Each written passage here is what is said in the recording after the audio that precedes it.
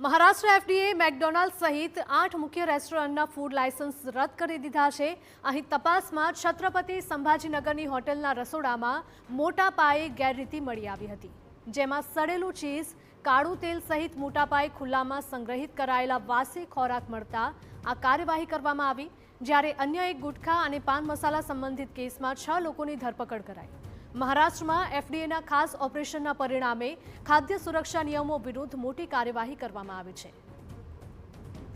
મહત્વનું છે કે 19 અને 20 ઓગસ્ટના રોજ જે તપાસ હાથ ધરવામાં આવી હતી, નિરીક્ષણ અભિયાન દરમિયાન દૂધ અને ડેરી ઉત્પાદનો, પ્રતિબંધિત ગુટખા અને પાન મસાલા અને અન્ય ખાદ્ય પદાર્થોનું નિરીક્ષણ કરવામાં આવ્યું હતું। છત્રપતિ સંભાજીનગરના ક્રાંતિ ચોક વિસ્તારમાં આવેલી ગાયત્રી મેવાડ પ્રાઇવેટ લિમિટેડ હોટેલનું પણ નિરીક્ષણ કરાયું હતું, જેમાં સેફ ફૂડ સેફ મહારાષ્ટ્ર અભિયાનના ભાગરૂપે એફડીએની ટીમે ઓચિંતી મુલાકાત લીધી હતી અને રસોડાના નિરીક્ષણમાં બગડેલું ચીઝ, કાળું તેલ અને ખુલ્લામાં સંગ્રહિત ખોરાક સહિત અનેક સ્વચ્છતાના મુદ્દાઓ બહાર આવ્યા હતા અને આ પછી હોટેલનું FSSAI લાયસન્સ સસ્પેન્ડ કરવામાં આવ્યું હતું।